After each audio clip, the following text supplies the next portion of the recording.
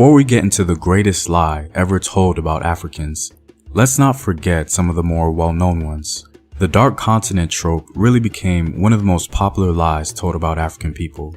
The idea was that Africans were backward savages with no civilization, with the exception of Egypt, which they consistently place outside the sphere of African cultural achievement. Civilizations like ancient Ghana in West Africa weren't privy to much observation, despite it being known for its vast wealth and powerful military, which Muslim writers wrote about. Archaeological reports highlight ancient stone settlements that are believed to be a precursor to Sudanic civilization in the region, not to mention the art of the Yoruba people, who single-handedly forced the world to acknowledge African ingenuity and intelligence, as some try to assign the development of such works to ancient European travelers. There's just too much to ignore when it comes to African civilization.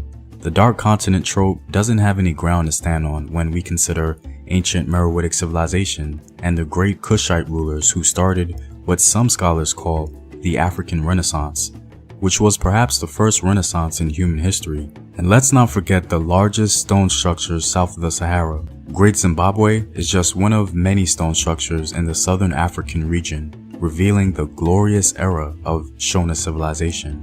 Another lie that consistently makes its rounds in our Western consciousness is that Africans had no writing systems and that they relied on oral communication. Africans use diverse methods to communicate, oral transmission simply being one of them.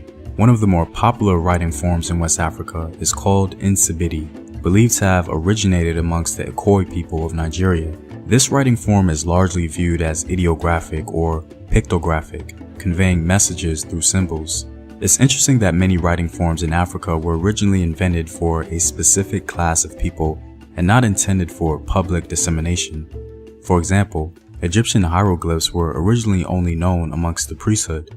This is also true for the secret writing form of the Songhai people, who use ideograms to communicate amongst a secret society or religious group. Interestingly enough, this writing form was only revealed to the public in 2010 by a Songhai scholar named Hassimi Maiga. When dealing with African scripts, we can point to the Meroitic script of the Kushites, which to this day has not been fully deciphered.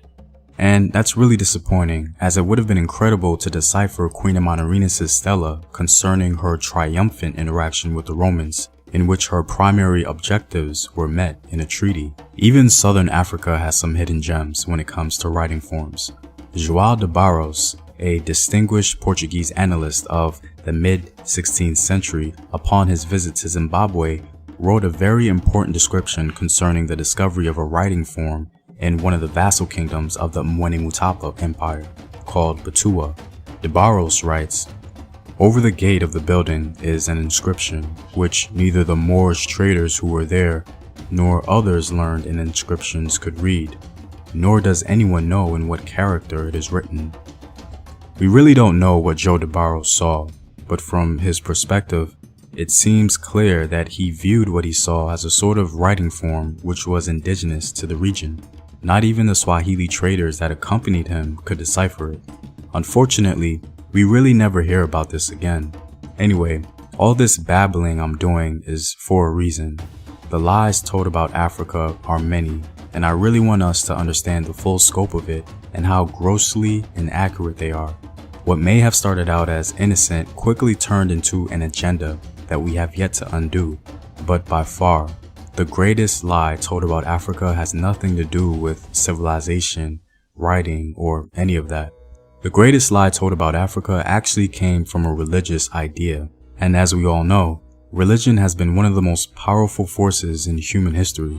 It's no wonder that this particular lie affected African people so greatly. It's nearly impossible to ignore the Abrahamic religions when speaking about Afro-descended people, because these religions are a big part of our history, whether we like to admit it or not. They greatly influenced our spiritual paradigms and worldviews. This lie originating amongst the Abrahamic religions, as many of us know, is called the Curse of Ham. I don't want to distract with theological history or debate, but in short, the Curse of Ham is a misnomer because the curse was really bestowed upon Canaan. Jewish scholars believe that Ham was the ancestor of all black or African people, and this idea was adopted by Arabs, and then it was strategically broadened by Europeans to justify the enslavement and demonization of African people.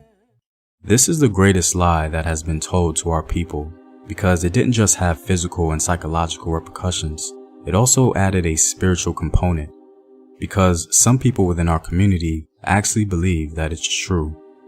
And in our attempts at lifting this curse through achievement, acceptance, or spirituality, we turned into concerned, aimless wanderers, heightening confusion and self-hate within our community.